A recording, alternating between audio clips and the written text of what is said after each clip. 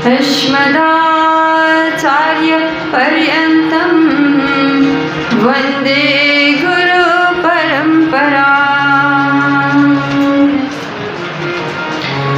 कृष्णाय वासुदेवाय हरये परमात्मने प्रणतक्लेशनाशाय गोविन्दाय नमो नमः। श्रीरामाय नमो नमः। श्रीकृष्णाय नमो नमः। सच्चिदानंद भगवान को, श्रीमद्भागवत महापुराण को, गौ माता को, नेपाला माँ को, जय जय श्री राधे, जय जय श्री राधे, जय जय श्री राधे श्याम, जय जय श्री सीताराम, जय श्रीमन्नारायण को, जय जय श्री राधे। परात्पर अखिलेश्वर, जगत को आधार, जगत को नियंता, भक्तवत्सल, नंदनंदन, यशोदानंदन, श्री बांके बिहारी भगवान को चरण कमल में सहस्र कोटि नमन, कोटि वंदन।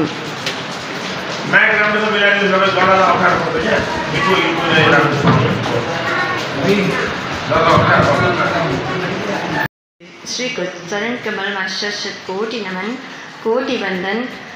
त्यस्तै यहाँ उपस्थित सम्पूर्ण भगवत भागवत प्रेमीजनहरूको हृदय कमलमा विराजित उनै बालकृष्ण प्रभुको चरण कमलमा शत कोटि नमन, कोटि वंदन।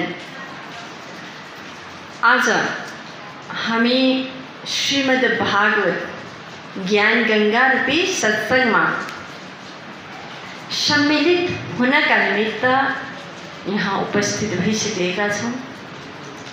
श्रीमद् भागवत जो सत्संग आजबाट सुरु हुन गइरहेको छ।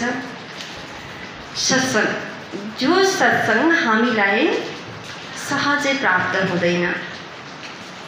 हजुरहरू त अझ यति धेरै पुण्यात्मा भाग्यशाली हुनुहुन्छ जसले चाहिँ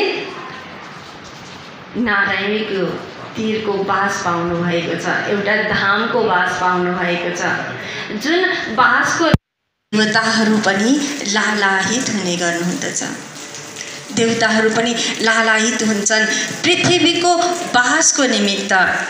तर यहाँ त हजुरहरूले एउटा नारायणीको किनार जहाँ कलकल नारायणी शालिग्राम भगवान शालिग्रामलाई स्नान गराउँदै गराउँदै गराउँदै बग्दछन्। नारायणीको तीरमा रहेर नारायणीको जल पान गर्न पाइरहनु भएको छ। अनि यो जुन नारायणीको जल हजुरहरूले पिइराख्नु भएको छ, त्यसै गरी मैले पनि केही समयदेखि वृन्दावनको यमुनाजीको जल पिइरहेको छु। र जुन जलमा जुन पानी छ यमुनाजीको, त्यो पानीमा मिसिएका केही बाढीहरू म पोको पारेर लिएर आएको छु। र यो बाढीले हजुरहरूलाई जहिलेसम्म यहाँ यो सत्संग सम्भव हुन्छ, जहिलेसम्म यो चलिरहन्छ, त्यतिन्जेलसम्म यो जुन पानी रूपी यमुनाजीको पानी रूपी बाढी हजुरहरू समक्ष सिंचित गर्न पाउनु यो मेरो अहोभाग्य हो। यसको लागि म महाराजजीलाई फेरि पनि हृदयदेखि नै अत्यन्तै साधुवाद प्रकट गर्न चाहन्छु, जसले मलाई हिजो आएको मात्रै थियो, उहाँले मलाई देख्नुभयो, के देख्नुभयो थाहा छैन, उहाँले आज यो सबै प्रबन्ध मिलाएर मलाई यो सौभाग्य प्राप्त गराइदिनु भयो।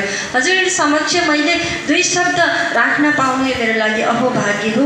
त्योभन्दा अझ उहाँले मेरो लागि के कृपा गर्नुभएको छ भने नारायणीको तीरमा रहेर मैले हजुरहरूलाई त सुनाउन पाएँ माता नारायणीलाई पनि सुनाउन पाउने अवसर प्राप्त गरेँ। त्यसको लागि मैले जीवन्त महाराजजीको यो गुण भन्छौँ, यो गुण भन्छु यसलाई, यो कहिले पनि बिर्सने छैन जो मलाई प्राप्त भएको छ।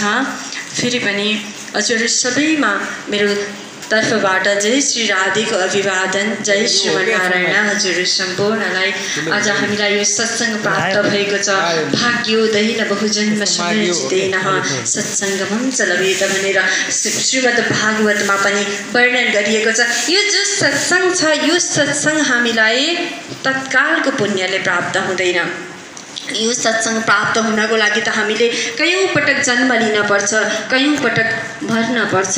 जुन यो जन्म मरण रूपीको जुन खेल छ हाम्रो, यसमा लड्दै बढ्दै गर्दै गर्दै जब हाम्रो पुण्यको घडा एकट्ठा भएर भरिन्छ तब बल्ल हामीलाई यो सत्सङ्ग प्राप्त हुन्छ।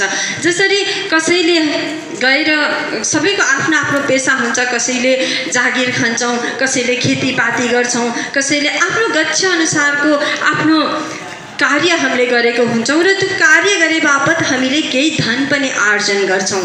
अनि त्यो जुन धन हामीले आर्जन गरे बापत केही धन हामीले आफ्नो घर गृहस्थमा खर्च गर्छौँ भने केही धन हामीले बाहिर कतै गर्छौँ। हो त्यसै गरी अनि मागिरहेको केही धन हामीले या त कसैलाई सापट्टि दिएर बचाएर राखेका हुन्छौँ, या त हामीले ब्याङ्क ब्यालेन्स गरेर बचाएर राखेका हुन्छौँ। अनि त्यो धन जब एकट्ठा हुन्छ हामीले लिएर आएर त्यसलाई सदुपयोग गर्छौँ। हो यसै गरी हामीले गरेका कर्म, जो कर्मरूपी फल छ, हामीले गरेका कर्ममा पुण्य फलले चाहिँ यसै गरी जोगाउँदै आएर हामीलाई यो सत्सङ्ग प्राप्त भएको छ। यो अत्यन्तै दुर्लभ सत्सङ्ग, त्यो पनि अहिलेको अवस्था जुन महामारी चलिरहेको छ, कोरोना जो कोभिड-19 भन्छौँ, लकडाउन हरेक ठाउँमा लकडाउन भइरहेको छ, जान आउन सक्ने सम्भावना छैन। अवसर हामीले त्यो अवसरबाट वञ्चित हुँदै पनि हामीलाई यो सत्सङ्ग प्राप्त भएको छ। सत्सङ्ग भगवानको लीलाको गुणानुवाद गर्ने अवसर हामीलाई प्राप्त भएको छ। यति धेरै म जान्ने त छुइनँ, महाराजजीहरूको अगाडि बसेर बोल्न यो मेरो अहोभाग्य हुँदै पनि म यति धेरै जानेर म विद्वताले प्रखर भएर आएर यहाँ मैले वाचन गरिरहेको छैन। मैले त जो जानेको छु, गुरुजीहरू मार्फत मैले जो पाएको छु, त्यो हजुरहरू समक्ष अन्तर्क्रिया मैले केही कुरा हजुरहरूलाई भन्छु, अनि केही कुरा मैले भन्दै गल्ती भएछ भने हजुरहरूले मलाई यहाँ सुधारिदिनु होला। म चाहिँ त्यो आशाको साथ यहाँ बसेर केही कुरा गर्दैछु, किनभने हजुरहरूको अगाडि मैले जानेका केही कुरा बोल्न पाउनु यही नै मेरो अहोभाग्य हो। भनेपछि हजुरहरूले मलाई केही ज्ञान दिनुभयो भने त्यो अझ ठुलो मेरो भाग्य बन्नेछ। केही सिक्ने मौका पनि पाऊँ मैले यहाँबाट भन्ने आशा पनि गरेको छु। हो यो सत्सङ्ग हामीलाई प्राप्त भएको छ।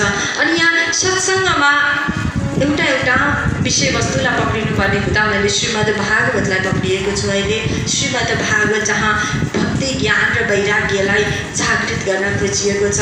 जहाँ भक्ति हुन्छ त्यहाँ स्वतः वैराग्य आइपुग्छ, अनि भक्ति र वैराग्य हुँदै हामीलाई ज्ञान पनि प्रदान हुन्छ।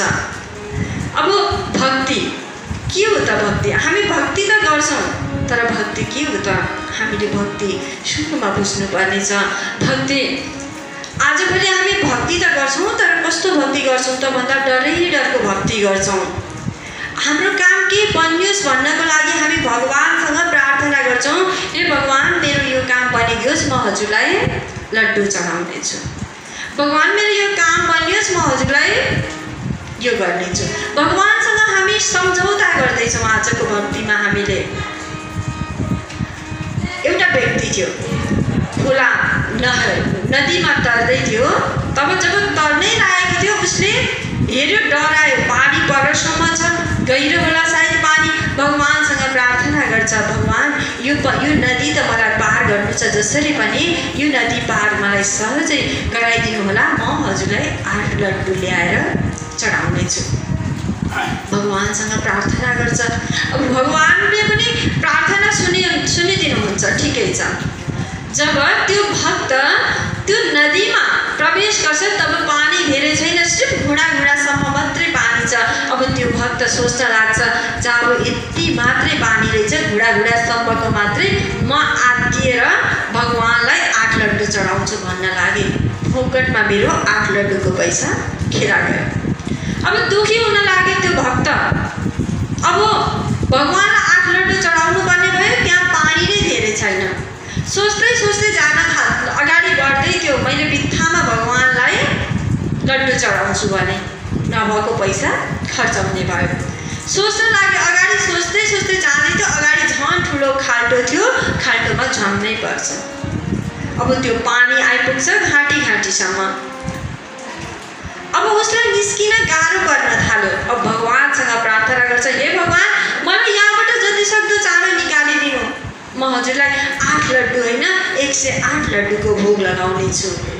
अब भगवानसँग अघिसम्म 8 लड्डुमा हो ढिक्क मान्दै थियो, मैले भगवानलाई बित्थामा भनिरहेको छु, म यति त आफै तर्न सक्थेँ भनेर सोचिरहेको थियो भने अब त्यो खाल्टोमा परिसके पछाडि भगवानलाई 108 लड्डुको याचना गर्न लागि, हे भगवान, म हजुरलाई 108 लड्डु टक्राउने छु, यहाँबाट मलाई निकालिदिनुहोस्। डराइरहेको छ त्यो भक्त, आफूलाई भक्त मान्छ उसले। अनि त्यहाँबाट कसैले, कोही व्यक्ति बटुवाले देख्छ र उसलाई त्यहाँबाट निकालिदिन्छ।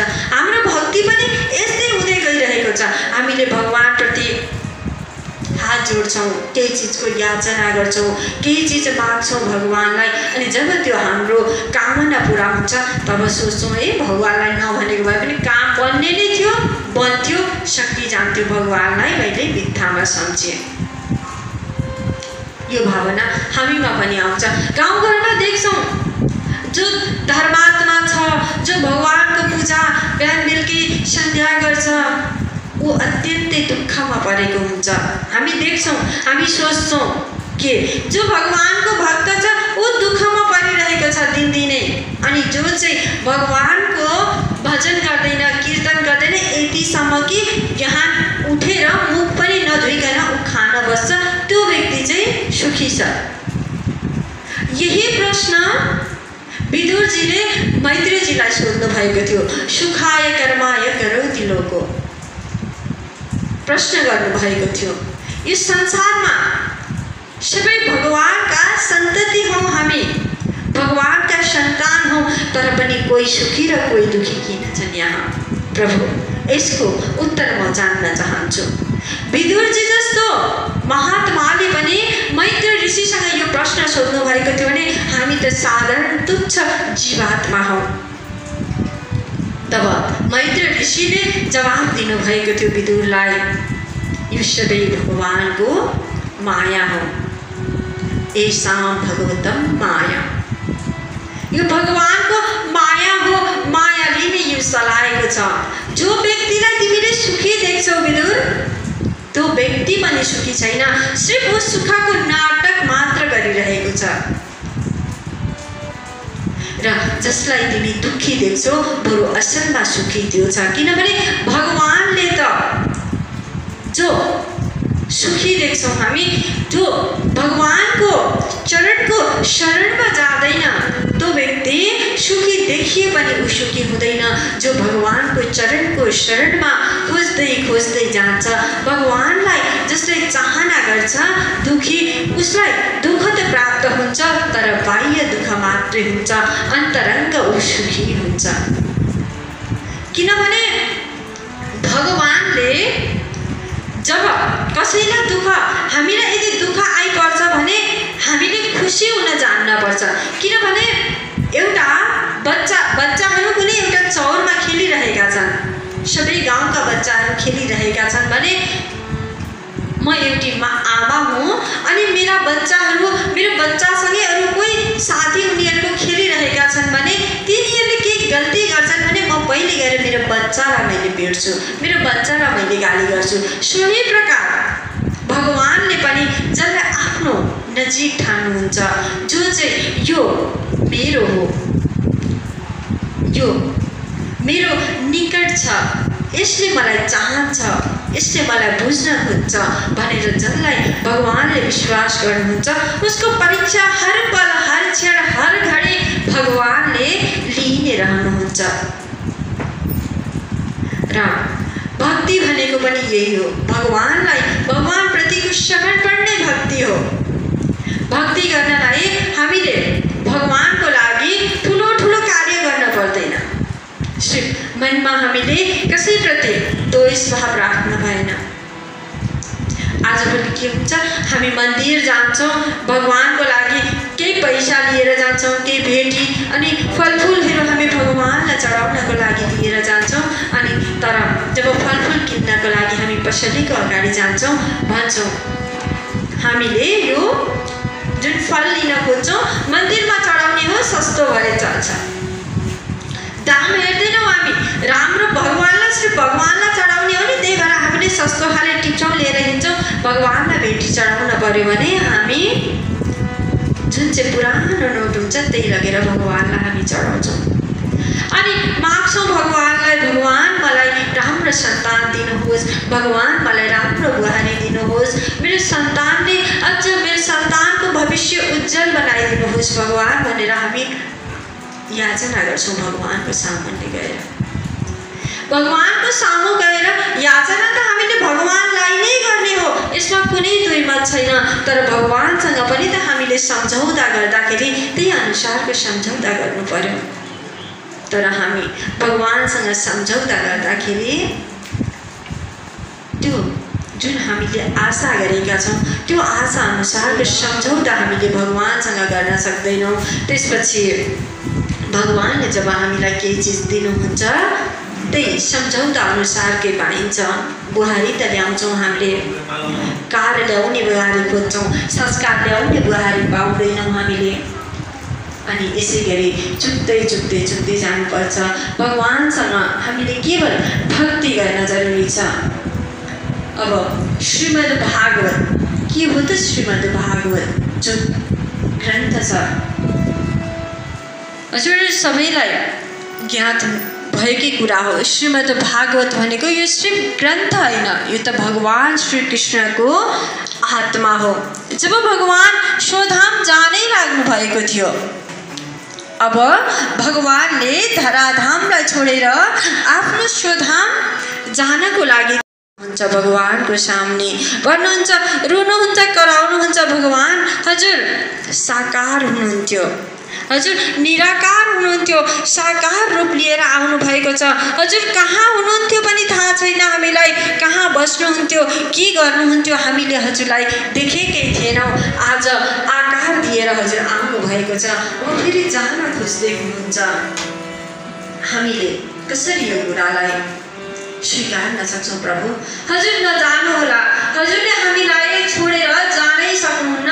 यदि हजुर यहाँबाट जानुभयो भने फेरि अधर्म बढ्नेछ, फेरि विप्रगणहरूले दुःख पाउनेछन्, ब्राह्मणको रक्षा हुने छैन, हजुरको भक्तको यहाँ कदर हुने छैन। त्यसैले प्रभु नजानुहोस्। उद्धवजी रुन लाग्नुहुन्छ, कराउन लाग्नुहुन्छ, भगवानको मार्गलाई छिप्न चाहनुहुन्छ, भगवानलाई रोक्न चाहनुहुन्छ। तर भगवानले उद्धवजीलाई सम्झाउनुहुन्छ, उद्धव तिमीले आफ्नो बुद्धिले जति भ्याएको छौ त्यति भन्दैछौ, त्यति नै मलाई सम्झाउँदैछौ। तिम्रो कुरा मैले नबुझेको होइन, तर म पनि त मनुष्य बनेर आएको छु धराधाममा। 125 वर्षसम्म म रहिसकेँ, जबकि एउटा मनुष्यको आयु 100 वर्षसम्मको हो। आज म पूर्ण व्यक्तित्वहरू त्यहाँ उपस्थित हुनुहुन्थ्यो। साधारण कुरा हो, हामी घरमा बिमारी हुन्छौँ, हामी अब हाम्रो कोही आफन्त, हामी स्वयं बिमारी भएर हामी शय्यामा लडिरहेका छौँ, बिस्तारामा लडिरहेका छौँ भने हाम्रा आफन्त, नाता गोता, छरछिमेकी हेर्न आउँछन् भने यहाँ त स्वयं भगवान जाँदै हुनुहुन्थ्यो धराधामलाई छोडेर स्वधाममा, भने यहाँ त सम्पूर्ण व्यक्तित्वहरू उपस्थित हुनुहुन्थ्यो। सबै रुन लागे, सबै कराउन लागे, प्रभु नजानुहोस्, हजुर जानुभयो भने हाम्रो यहाँ अब केही पनि लाग्नेवाला छैन, हजुर नगइदिनुहोस्, हजुर रहिदिनुहोस्। हामी भन्दा भगवान अब दुविधामा पर्न लाग्नुभयो। नजाउँ त कसरी नजाउँ? मैले प्रकृतिको नियमलाई तोड्न मिल्दैन, म पनि प्रकृतिको नियममा बाँधिएको छु। यदि जाउँ भने यी विप्रगणहरूलाई, यी ब्राह्मण देवताहरूलाई म रुवाएर कसरी जाउँ? भगवान दुविधामा पर्नुहुन्छ, भगवान सोच्न लाग्नुहुन्छ अब के गर्ने। सबैजना भगवानतर्फ फर्किएर रोइरहेका थिए, कराइरहेका थिए। भगवानको शरीरबाट अचानक दिव्य तेज निस्क्यो। अब त्यो दिव्य तेज सबैले देखिरहेका थिए। त्यो दिव्य तेज के होला, के होला, के होला, यो कहाँ जाँदा के होला भनेर सबै उत्सुक भएर हेरिरहेका थिए। त्यो दिव्य तेज भगवानको आएर श्रीमद् भागवतमा प्रविष्ट भयो। त्यसपछि श्रीमद् भागवत रूपी जो ग्रन्थ थियो यो वाणीमय बन्यो, यो वेदमय बन्यो। यो भगवानको जुन स्वरूप थियो भगवत स्वरूपमय बन्यो श्रीमद् भागवत। र यही श्रीमद् भागवत जो छ यो कलियुगका मानवहरूलाई उद्धार गर्ने एउटा साधन पनि बन्यो। श्रीमद् भागवत जो ग्रन्थ छ यही नै हाम्रो जीवनलाई दुःखबाट निकाल्ने पनि यही छ, हामीलाई सुखतर्फ डोर्याउने पनि यही छ, हामीलाई जिउँदा जिउँदै स्वर्गमा पुर्याउने पनि यही छ। यदि यसलाई हामीले बुझ्न नसके यही जीवनमा हामीलाई हाम्रो जीवन नरक तुल्य बनाउने पनि यही छ। त्यसैले यो श्रीमद् भागवत रूपी जो ग्रन्थ छ हामी कति पटक सुनिसकेका छौँ। यो श्रीमद् भागवत जो यसमा भएका कथाहरू छन् हजुर सबैलाई कण्ठस्थ छ, तर पनि यो जति नै सुने पनि कहिल्यै पनि पुरानो लाग्दैन। जति सुन्यो उति नयाँ, झन्झन नयाँ, झन्झन नयाँ। नभए त हामीले एउटा फिल्म हेर्छौँ, त्यो फिल्म एकपटक हेरिसके पछाडि अर्को पटक हेर्न हामीलाई मन लाग्दैन, अगाउँछौँ। हामी केही चिज हामी खान्छौँ, एकचोटि खाइसके पछाडि अर्कोचोटि खानलाई मन लाग्दैन, हामी तृप्त भइसकेका हुन्छौँ। हिजो भर्खर खाएको स्वाद थाहा हुन्छ हामीलाई, तर यो श्रीमद् भागवत रूपी जो सत्सङ्ग छ, यो जो ज्ञान छ, यो हामीले जति लिए पनि हामी कहिल्यै पनि अगाउँदैनौँ। झन्झन यसको प्यास बढ्दै बढ्दै बढ्दै बढ्दै जान्छ, कहिल्यै पनि सकिँदैन। यो श्रीमद् भागवत के हो त? भगवानको स्वरूप हो त भन्यो। यसको एकदम सत्य घटना, बनारसको काशीको एउटा सत्य घटना म हजुरहरूलाई बताउँछु। धेरै वर्ष पनि भएको छैन, सायद 500 वर्ष मात्र भएको छ। भागवती नामको एक भक्त थिए, भगवानको परम भक्त। उनका दुई माता पिता घरमा अनि एउटै मात्र सन्तान थिए। बिहानै पख जब उनका पिताजी भगवानको ठाकुर सेवामा लाग्न थाल्दथे तब पछाडिबाट त्यो 5 वर्षको बच्चा भागवती पनि आफ्नो पिताजीसँग भगवानको कैंकर्यमा आएर साथ दिन्थे। पिताजी बिहान बिहानै ब्राह्मण थिए, गीता पाठ गर्थे, वेद पाठ गर्थे, सबै त्यो गरेको देख्दा त्यो 5 वर्षको बच्चाले पनि पिताजीले जे गरेको त्यति गर्ने कोसिस गर्न थाले। बोली राम्रोसँग फुटेको थिएन, पिताजीले पाठ गरेको देखेर ऊ पनि साथमा बसेर पाठ गर्न थाल्थ्यो। त्यो देखेर पिताजीलाई खुसी पनि मिल्थ्यो अनि गदगद हुँदै भागवतीको पिताले भागवतीलाई सम्झाउन लाग्थे, बाबु तिमीले अहिले यो पाठ गर्ने बेला भएकै छैन, केही समयपछि जब तिमी पढ्छौ, पढेर जान्ने हुन्छौ तब तिमी आफै पाठ गर्न सक्नेछौ। तब त्यो भागवतीले भन्छ, नै पिताजी हजुरभन्दा त बरु मैले ठिक गरिरहेको छु, हजुरले त बनाए जो छ कसैले लेखेको श्लोक पढिराख्नु भएको छ, तर मैले जुन पढ्दैछु काख जे जति आउँथ्यो जे पनि मैले पढ्दैछु यो मैले भगवानलाई चढाउँदैछु। यी शब्दहरू भगवानलाई जे चाहिन्छ भगवानले आफै मिलाउनुहुन्छ, लिनुहुन्छ। हजुरले त कसैले लेखेको पढ्दै हुनुहुन्छ भने म त भगवानलाई लेख्ने साधन आफै दिँदैछु। अझ धेरै भागवतीका पिताजी खुसी हुन्छन्, ओहो मेरो पुत्र कति ज्ञानी, यही बच्चामा यही उमेरमा यस्तो कुरा गर्छ। विद्वानको जस्तो मेरो बच्चा केही पक्कै हुनेछ आशा बनाउन थाल्यो। पिताजी खुसी हुन लागे। यता भागवती दिन प्रतिदिन बढ्दै जाने क्रममा अब युवा भए। भागवतीका पिताजीले उनको विवाह पनि गरिदिए। श्रीमतीको नाम सुशीला थियो। सुशील थिइन्, ज्ञानी थिइन्। समय बित्दै जाने क्रममा भागवतीका माता पिताको पनि वैकुण्ठगमन मन भयो। रहेनन् अब उनीहरू पनि। भागवतीको काम जब भागवती बिहान जाग्दथे, स्नान गरेर आफ्नो नैमित्य कर्म गरेर उनी भागवतलाई लिएर भागवतको पाठ गर्न तयार हुन्थे। भागवत पाठ गरेको गरे उनको कर्म भनेको सिर्फ भागवत पाठ गर्ने मात्र थियो, अरू केही पनि गर्दैनथे। जब खाना खानको लागि श्रीमतीले बोलाउँथिन्, जाने खाना खाने, त्यसपछि आउने भगवानको पाठमा लाग्ने। भागवतीको काम यति नै मात्र हुँदै गयो। माता पिताले कमाएको सम्पत्ति पनि कतिन्जेल रहन्छ र भागवतीका सन्तान पनि भए। सबैले खाँदा खाँदा घरमा रहेको सम्पत्ति पनि अब सकिन लाग्यो। भागवती कमाई गर्नको लागि कहीँ जान्दैनथे। घरमा उनको कमाई भनेको सिर्फ भागवत पाठ गरेर त्यति नै उनको दिनचर्या बित्यो। कमाई पनि त्यही थियो, उनको कर्म पनि त्यही थियो। अब सुशीला के गर्ने त सोच्न लागि। बालबच्चालाई पनि हुर्काउनु पर्यो, पाल्नु पर्यो, श्रीमानलाई पनि पाल्नु पर्यो। अब अर्काको घरमा दासीको काम गर्न जान थाले। अर्काको घरमा गएर जुठो बर्तन माझ्ने, कपडा धोइदिने, घर सफा गरिदिने काम गर्न लागे। त्यहाँबाट मालिकले जे जति दिएको हुन्छ त्यो ल्याएर आफ्नो बालबच्चा, आफ्नो श्रीमानलाई खुवाउन लागे। त्यसै गरी दिनचर्या बढ्न लाग्यो। एक दिनको कुरा हो, सुशीला काम गर्न जान नसकेर केही समय बिमारी भएर घरमा रहेकी थिइन्। जे जति कमाएर ल्याएकी थिइन् त्यो पनि सबै सकिसकेको अवस्था। बालबच्चालाई ठिक्क खुवाएर, बालबच्चा आफ्नो पतिलाई खुवाएर बसेर उनी काममा निस्किन लागेको अवस्था थियो। त्यसै बेला त्यो गाउँमा चतुर्मासको व्रत गर्नका लागि ब्राह्मण देवताहरू आएको हुँदा यहाँ ब्राह्मणको घर कहाँ छ, यहाँ वैष्णवको घर कहाँ छ सोध्दै सोध्दै हिँड्न लागे। त्यति बेला कसैले भागवतीको घर देखाइदिए। ब्राह्मण देवताहरू पनि भागवतीको घरमा आउन लागे। भागवतीको घरमा आएर घरमा को छ सोध्न लागे। तब सुशीला भित्रदेखि बाहिर निस्केर हेर्छिन्।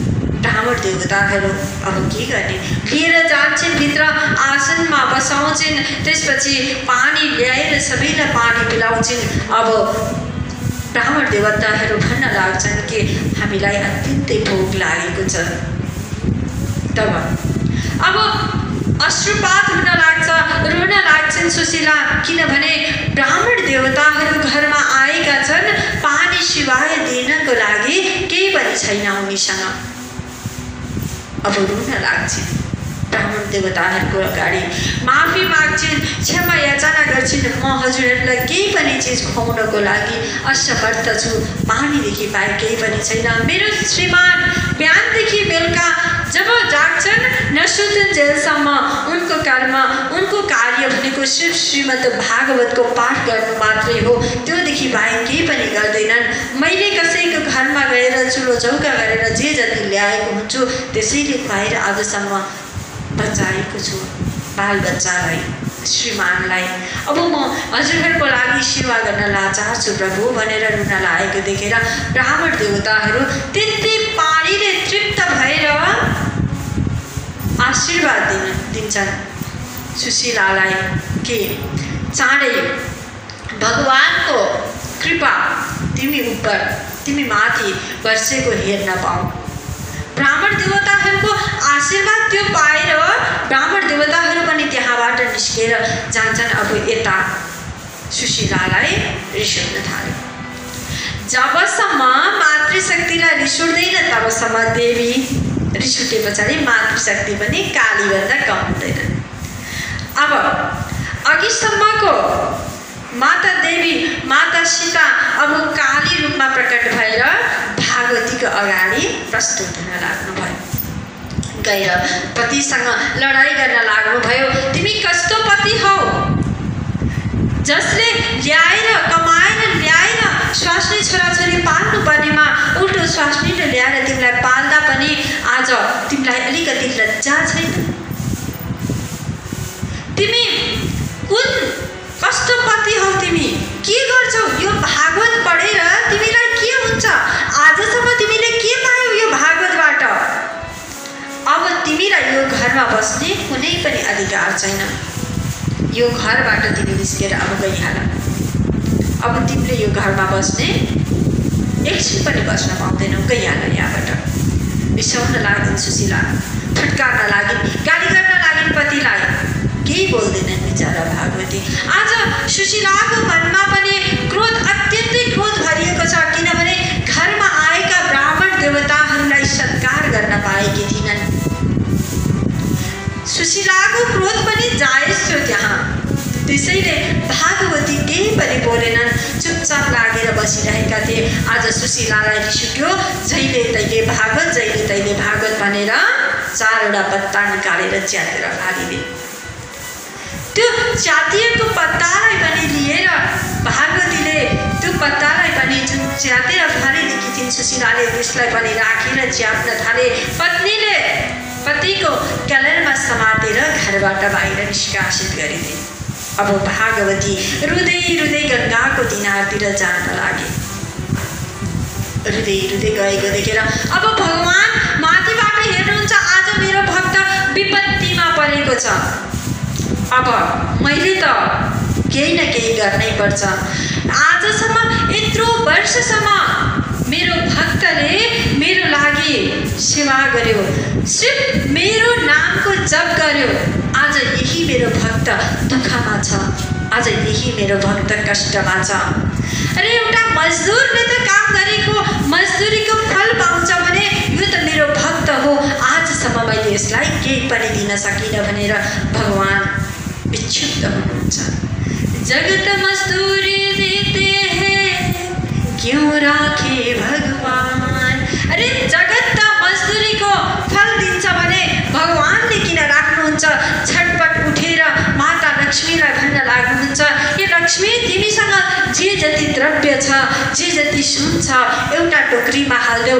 आज मेरो भक्त रुँदै रुँदै हिँड्नु परेको छ, जसले जानेदेखि बुझेदेखि मेरो सत्सङ्ग गरी हिँड्यो, मेरै मात्र काम गर्यो, मेरै मात्र मजदुरी गर्यो। आज मेरो त्यो भक्त रुँदै रुँदै एक हातमा भागवत च्यापेर आँसु सहस्र आँसुका धारा बगाउँदै चलिरहेको छ। आज मैले मेरो भक्तलाई उद्धार गर्नै पर्छ। देवी जे जति छ र छिटो ठिक पार्देऊ, म जान पर्छ भनिसके पछाडि माता लक्ष्मीले पनि जे जति भएको द्रव्य एउटा टोकरीमा हालिदिनुहुन्छ। भगवान नटखट चोर, भगवानलाई त चोर भनेरै चिन्छौँ हामी, चोर जस्तै बनिएर नै जानुभयो भगवान। हेर्दैमा भगवानको स्वरूप चोरको बन्यो, पगडी धोती कालो, त्यस्तै कालो भगवान। अब खुट्टा बग्याउँदै टेढो टेढो पर्दै भगवान टोकरीमा द्रव्य बोकेर सुन चाँदी मणि माणिक्य जो पहिलेदेखि चम्किरहेको थियो त्यो बोकेर अब सुशीलाको घरमा भगवान दौडिँदै छिर्नुहुन्छ। सुशीला आत्तिन लाग्छन्, अब फेरि कुन चाहिँ चोर आइलाग्यो घरमा, कराउन लाग्छन्, ए चोर यहाँबाट भाग्या, छिटो भाग भाग भन्दै अब खेदाउन लाग्छन्। भगवान हुनुहुन्थ्यो, किन भाग्नु हुन्थ्यो र? भगवान फेरि इसाराले बोल्नुहुन्न, भगवान इसाराले चुप चुप भनेर इसारा गर्नुहुन्छ। अब सुशीला झन् डराउन लाग्यो, चोर आयो, यत्रो सम्पत्ति सायद राजाको दरबारबाट चोरेर ल्याएको भयो यसले, अब मलाई शुद्ध यसले आपतमा पार्ने भयो भनेर निकाल्न खोज्छिन्। सुशीला निकाल्न सक्दिनन्, अब के गर्ने? त्यसपछि भगवानले इसाराले भन्नुहुन्छ कि म तिम्रो श्रीमानको मालिक हुँ। बुझ्दिनन् सुशीला। नबुझेपछि एउटा कपी र पेन कपी र कलम ल्याउनको लागि भगवानले बोल्नुहुन्छ। कपी र कलम लिएर आउँछिन् सुशीला। भगवानले लेख्नुहुन्छ, म तिम्रो श्रीमानको मालिक।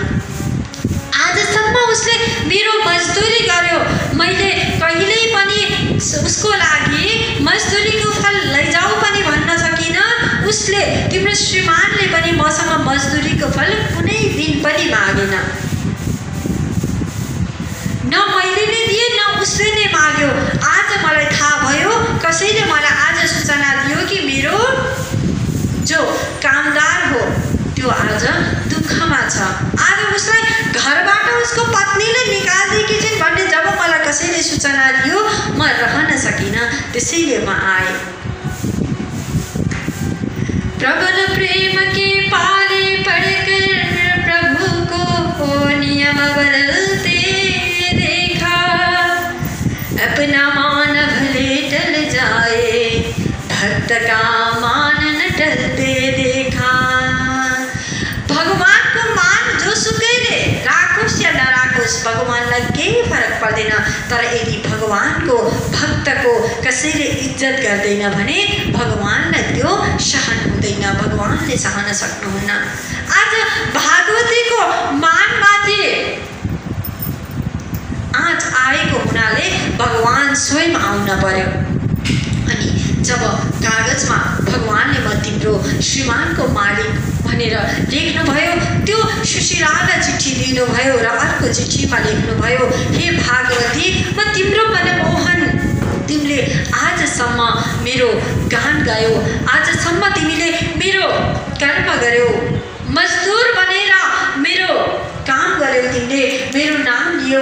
आजसम्म मैले तिमीलाई केही पनि दिन सकिनँ, तर आज मैले तिमीलाई केही ल्याइदिएको छु, यसलाई तिमीले अवश्य स्वीकार गर्नु। उही तिम्रो मनमोहन, उही तिम्रो गोपाल। भगवानले त्यो चिठी लेखेर छोडिदिएर त्यहाँबाट भगवान निस्किनु भयो। भगवान फेरि आफ्नै स्वधाम जानुभयो। यता साँझ पर्न लाग्यो, भागवती हेर्न लाग्छन्, अब घाम पनि डुब्न लाग्यो, भगवानको सेवा गर्नु छ, भगवानको सेवा गर्न छ।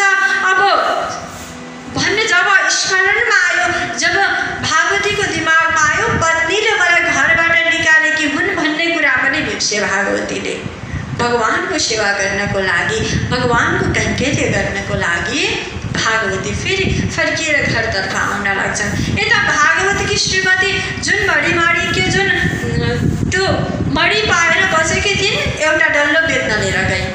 बेची पैसा त कति आयो जो स्वयं वैकुण्ठबाट ल्याइएको मणिमाणिक्य थियो, पैसा कति आयो।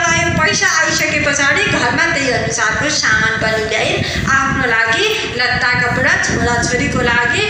अब सुशीला 16 वर्षीय देखिन लागे, तरुणी देखिन लागिन्। अब फर्किएर आए भागवती, बिहान घरबाट निकालिएका थिए, साँझ घरमा आउँदाखेरि घरमा जुन त्यो मणि थियो, त्यो मणिको चमक यस्तो थियो कि बत्ती बाल्ने जरुरत थिएन। ढोकामा पनि सुशीलाले त्यही मणि राखिदिन्, झ्यालमा पनि, घर वरिपरि राखिदिँदाखेरि घर यति धेरै चमकदार बन्यो कि जुन तिहारमा हामीले जसरी सजाउँछौँ तिहार आए जत्तिकै बन्यो भागवतीको घर। अब भागवतीले घर चिन्न छाडे, कसको घरमा आए म, आफ्नै घर त हो, झुक्किए।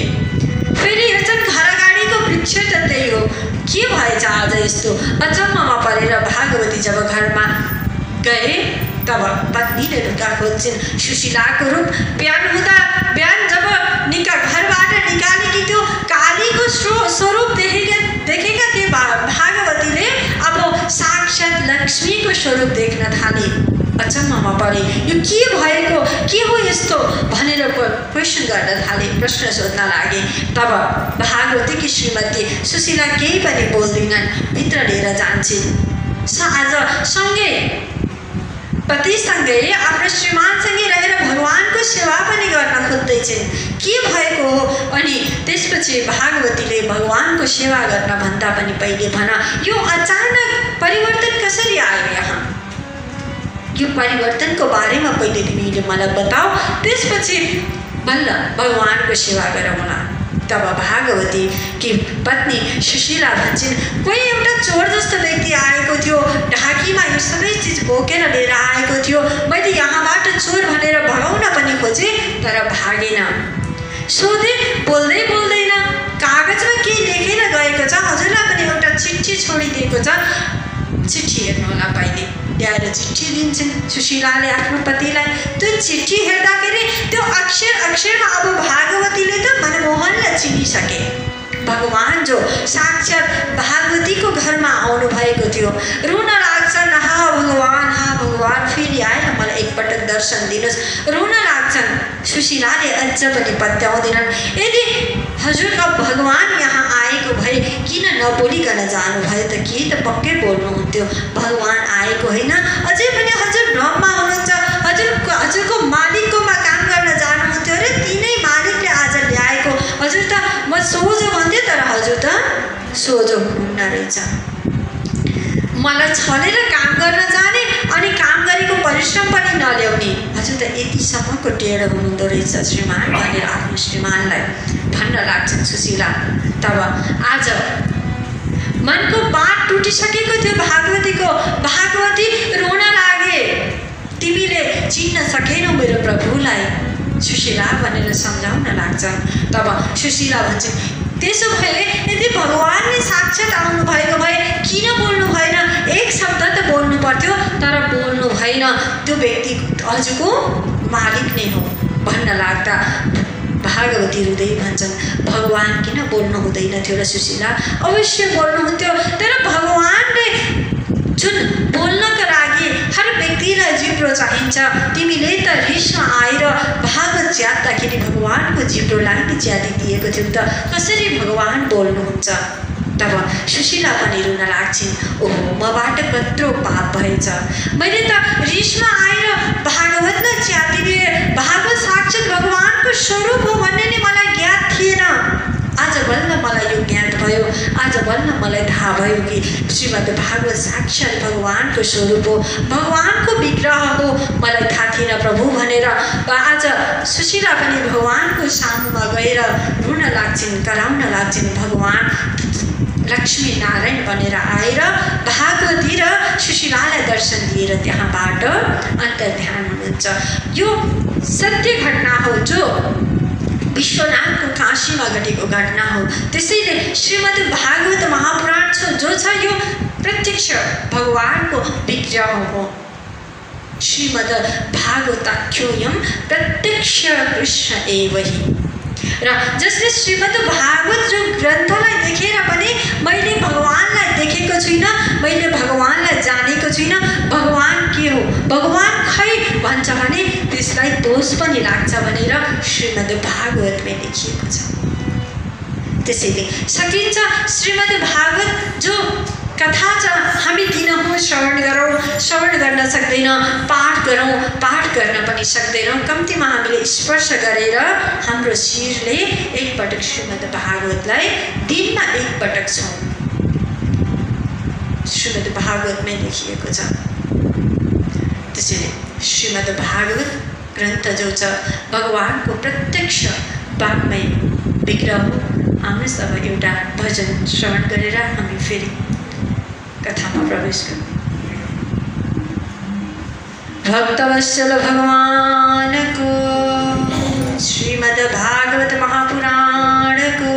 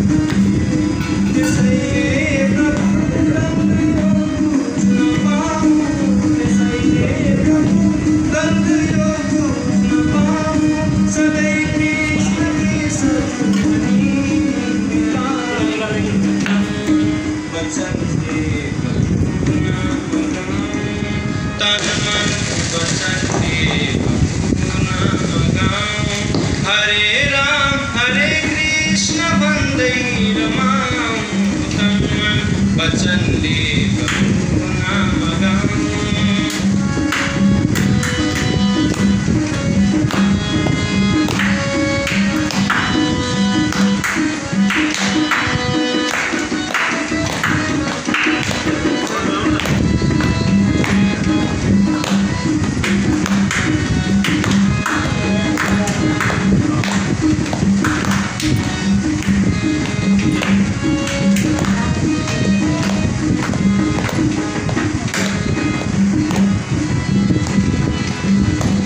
सधैँ फुल हाँस्दछ काँडामा झुल्दै, तिमी भित्रै छौ खोजी हिँड्छु म डुल्दै। सधैँ फुल हाँस्दछ काँडामा झुल्दै, तिमी भित्रै छौ खोजी हिँड्छु म डुल्दै। विपत्तिमा हाँस्ने म सामर्थ्य पाऊँ, विपत्तिमा हाँस्ने म सामर्थ्य पाऊँ।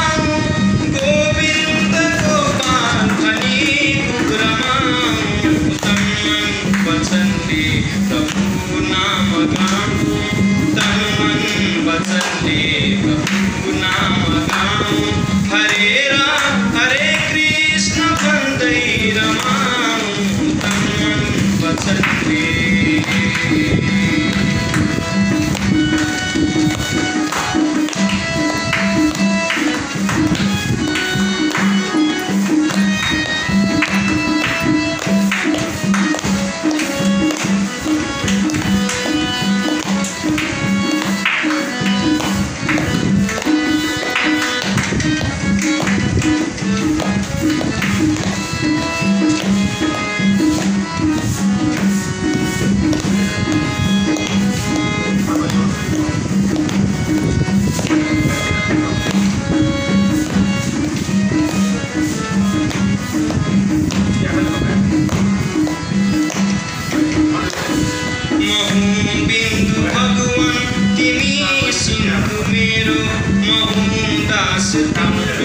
तिमी स्वामी मेरो, म हुँ बिन्दु भगवान तिमी सिन्धु मेरो, म हुँ दास तिम्रो तिमी स्वामी मेरो।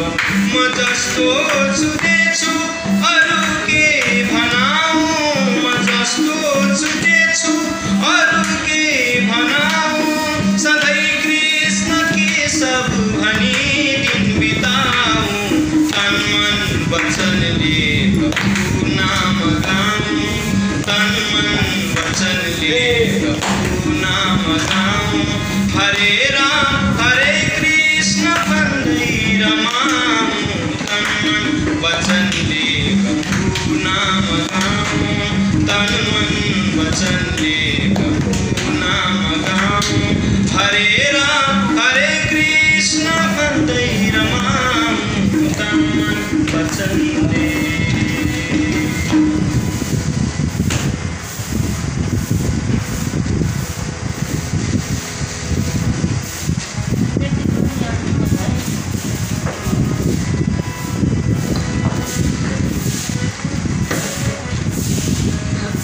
भगवान को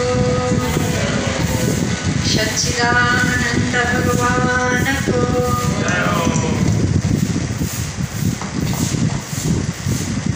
त्यसैले श्रीमद् भागवत ग्रन्थ जो छ यो केवल ग्रन्थ होइन। वेदव्यासजीले यस्तो ग्रन्थ बनाउनु भयो कि जो वेदमय छ, वाणीमय छ। मूर्तिकार जो हुन्छ त्यसले कसैले पित्तलको मूर्ति बनाउँछ, कसैले सुनको बनाउँछ, कसैले चाँदीको बनाउँछ।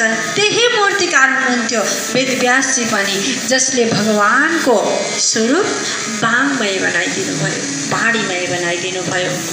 र यस्तो वाणीमय जो हाम्रो हरेक दुःखलाई भित्रको व्यथा छ त्यो व्यथालाई कथाले दूर गर्न सकोस्, भगाइदिन सकोस्।